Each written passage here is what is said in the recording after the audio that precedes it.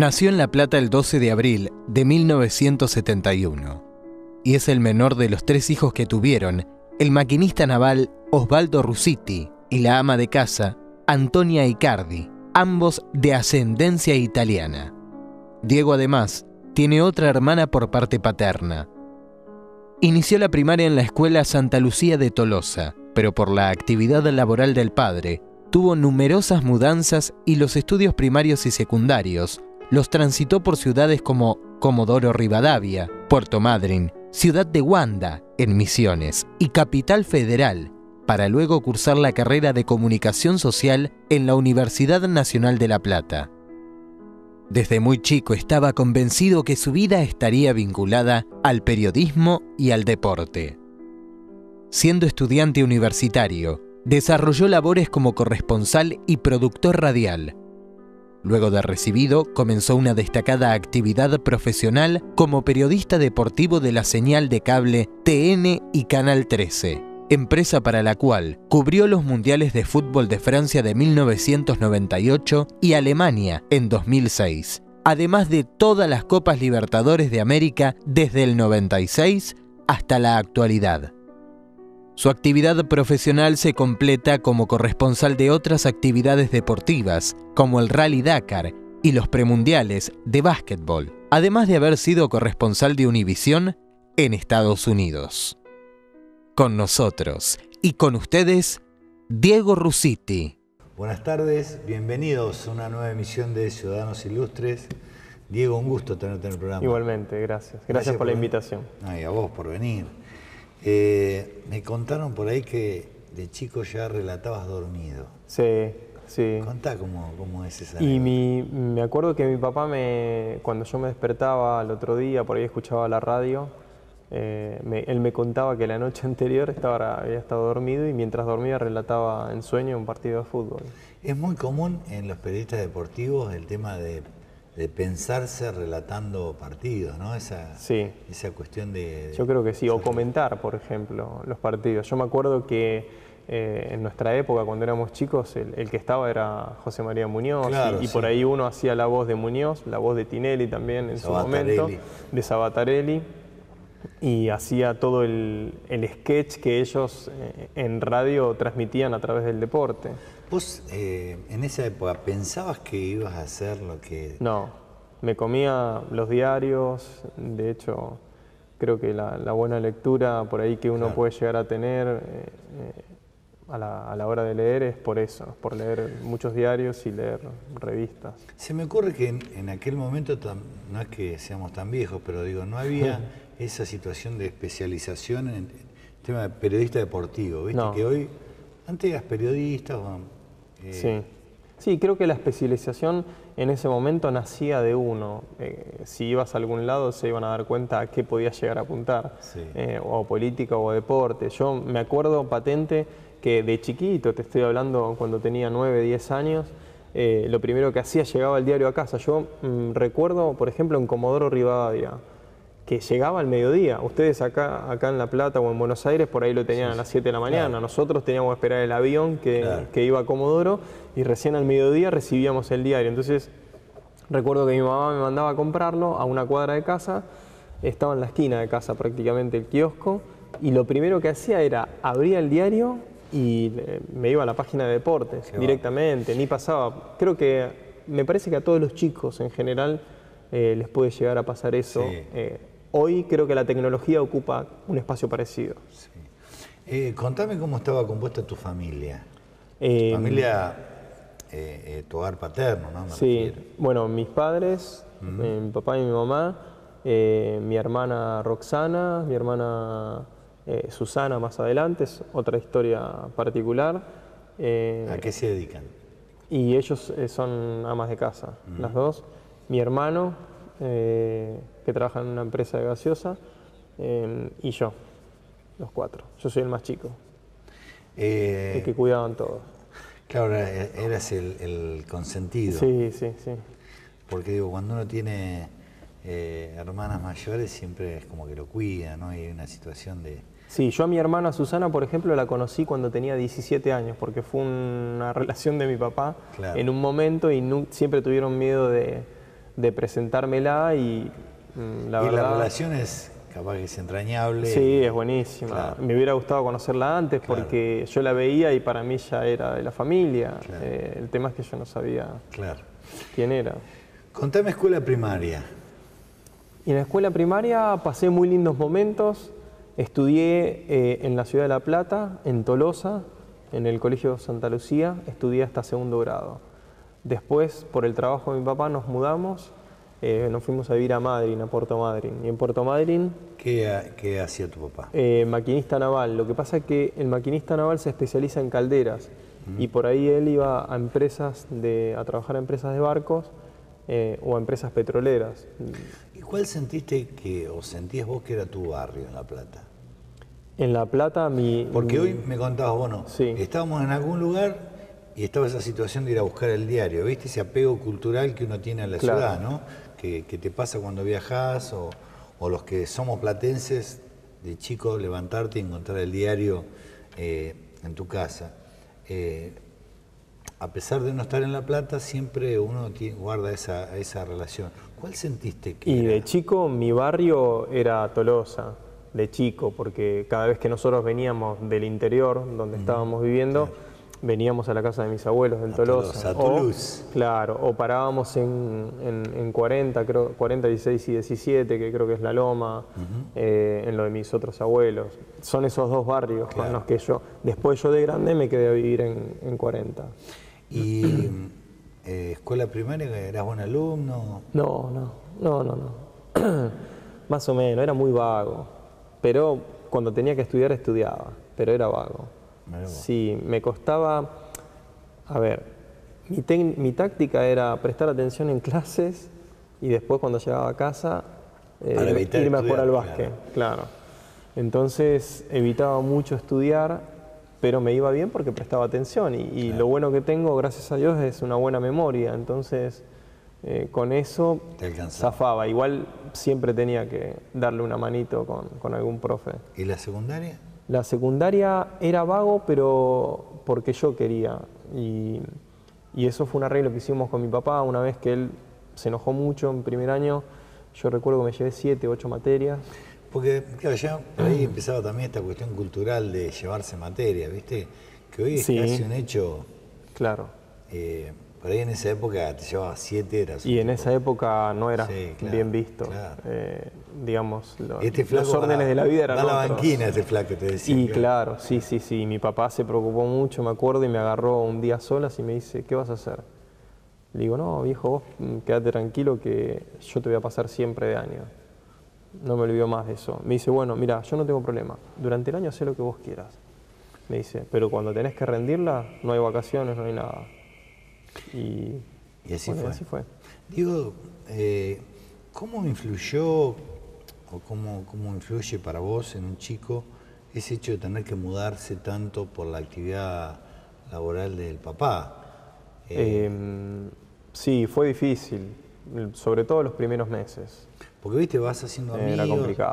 Era complicado. Los primeros meses era complicado porque te encontrabas con gente nueva que no conocías, el trato era diferente, tus amigos ya no estaban, era complicado. Después empezabas a tener una idea de acercamiento cuando me tocaba irme a otro lado. Ya sabía cómo ejecutar la orden para hacerme amigo. De hecho, el deporte era el canal de enlace para que cada uno construyera una amistad. El deporte es Y hoy estoy agradecido a eso, porque hoy yo tengo amigos en Comodoro Rivadavia, en Misiones, que es donde viví, en Puerto Madryn, y los tengo a todos conmigo en Facebook y chateamos, nos acordamos de diferentes épocas. Digamos que después queda un sabor bueno, un sabor lindo, porque es gente que ha sido importante en la vida de uno. Vamos a hacer una pausa. Cuando volvamos, vamos a hablar de básquet. ¿Te parece? Vamos a hablar de básquet. No hay problema. Ciudadanos Ilustres es auspiciado por FECOBA, Federación de Expendedores de Naftas de la Provincia de Buenos Aires. Escuela de Derecho Municipal, Dr. Adolfo Korn Villafañez. UENYA, Unión de Expendedores de Naftas y Afines La Plata. Municipalidad de La Plata.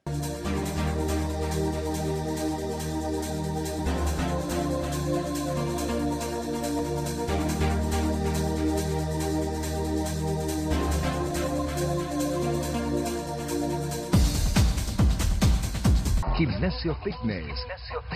800 metros cuadrados de infraestructura dedicados a obtener tu completo bienestar psicofísico. Por eso a las tradicionales técnicas de aeróbica, musculación con carga y máquinas, agregamos clases personalizadas de pilates, pilates con máquinas y asesoramiento médico. En calle 40 entre 14 y 15, Gimnasio Fitness, dirigido por el profesor universitario Adrián Simonato. Centro Médico de Día Sana Sana, especializado en adultos mayores con capacidades diferentes. Atención personalizada, profesionales de excelencia. Calle 505, número 2546, entre 20 y 21. Centro Médico Sana Sana, algo distinto para gente especial.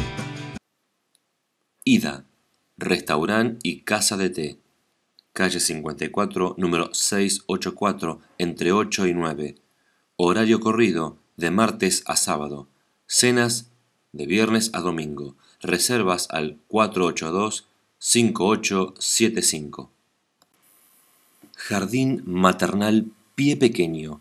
Calle 1, número 344, entre 528 bis y 529 Tolosa.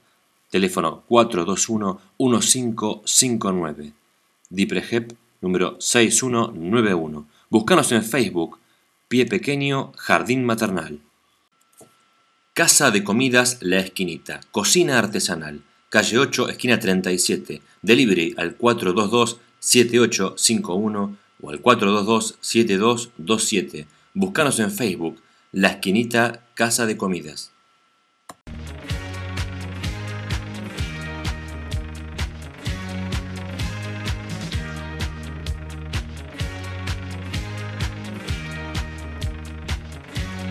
Barbra Streisand.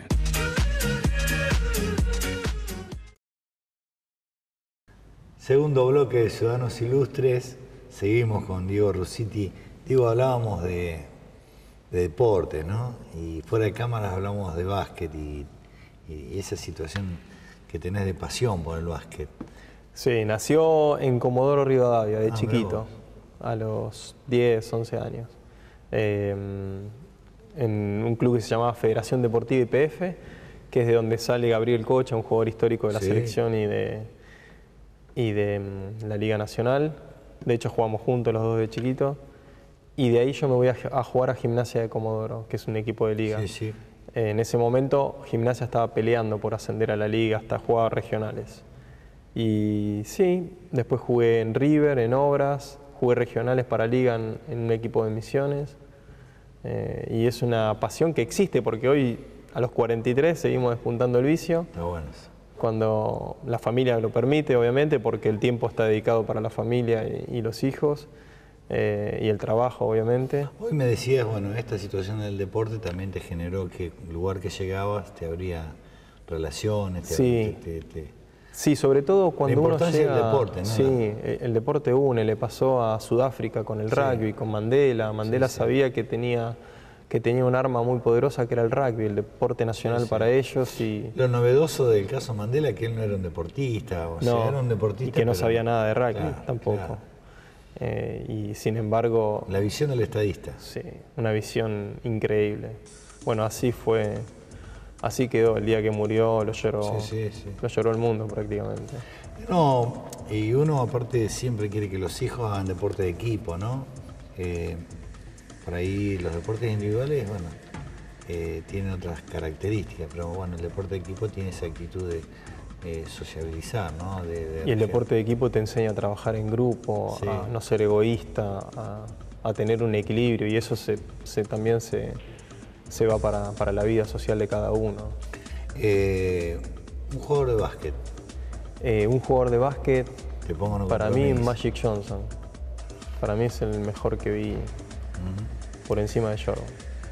¿Y un argentino? Manu Ginóbili. ¿Y otro?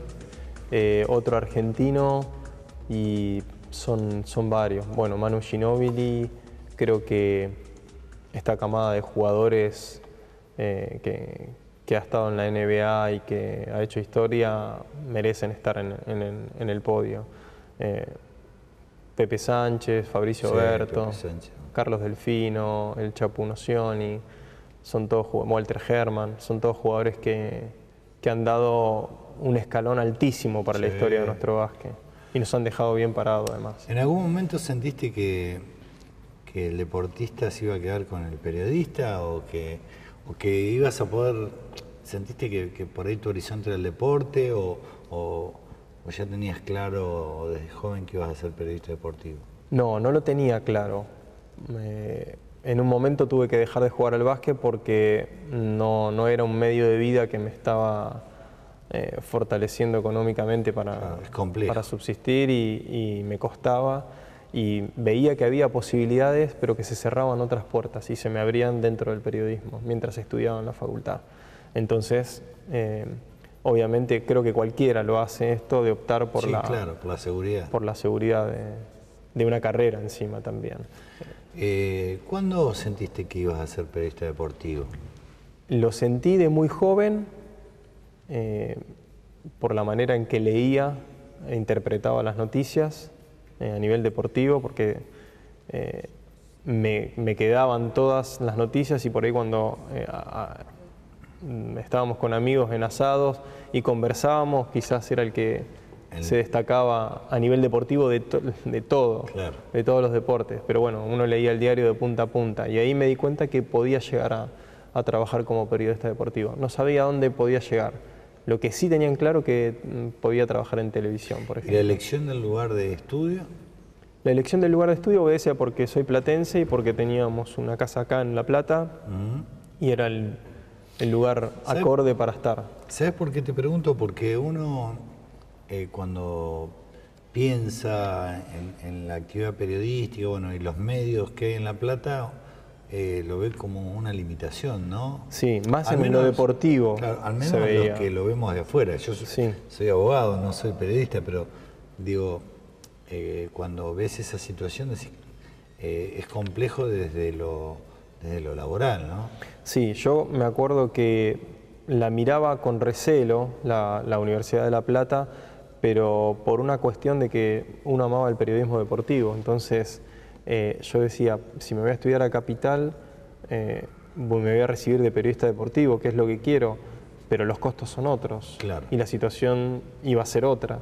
Entonces empecé a imaginarme estudiando en la ciudad de La Plata y cuando entré me parece que fue la mejor elección que hice porque nos abre un montón la cabeza. La universidad, la facultad en sí de comunicación social es diferente a una escuela de periodismo deportivo, totalmente diferente. ¿Y tu primer trabajo? Mi primer trabajo fue en una radio, éramos productores, estábamos con el amigo Carlos Benedetto y Leandro de Filippis, Ignacio Padín, los cuatro haciendo un programa que no sabíamos ni cómo salía al aire todavía, pero nos divertíamos. Nos divertíamos. Bien. Y ese fue uno de mis primeros programas. Y decime... 90.9, si no me equivoco, era la radio. La tenés presente. Sí. Y viste que uno idealiza en algún lugar, piensa trabajar en algún lugar donde lo siente como un lugar ideal. Bueno, en este lugar quiero aterrizar laboralmente. ¿Existía ya ese lugar de pensarte trabajando en algún lugar, en algún medio importante? ¿O no? ¿O vino porque vino? Sí, yo el anhelo digamos mío cuando salí de la facultad fue trabajar en Teis Sport, que era un canal deportivo que recién abría sus transmisiones. Creo que Teis arrancó en el 92, 93 y yo me recibí en el 95, 96 y de pronto se me abre una puerta en BCC, que es el primer biocable del país, para un programa deportivo. Bueno, después el programa no sigue por cuestiones de dinero y a mitad de año me quedé sin trabajo y tuve que empezar a buscar de nuevo. ¿Siempre te pensaste en el periodismo oral o en algún momento...? No, estuve en el diario Hoy un tiempo, pero me di cuenta que no era lo mío. No servía para escribir noticias. Y eso que por ahí hacía mi especialidad, que es básquet, pero me costaba bastante. Cuando salí de la facultad era uno de los... Creo que está en cada uno en la facultad ya va interpretando dónde puede estar. Se da cuenta. Y yo me daba cuenta que en el periodismo gráfico, por lo menos al principio, tal vez ahora no haya ningún problema, no me cuesta, pero al principio no iba a poder estar. Diego, vamos a cerrar este primer programa. Nosotros nos quedamos charlando, ¿te parece? Dale, no hay problema. Un gusto. Bueno, y nosotros nos volvemos a encontrar aquí, en el recinto del Consejo Deliberante, el sábado a las 18:30 horas para ser juntos ciudadanos ilustres.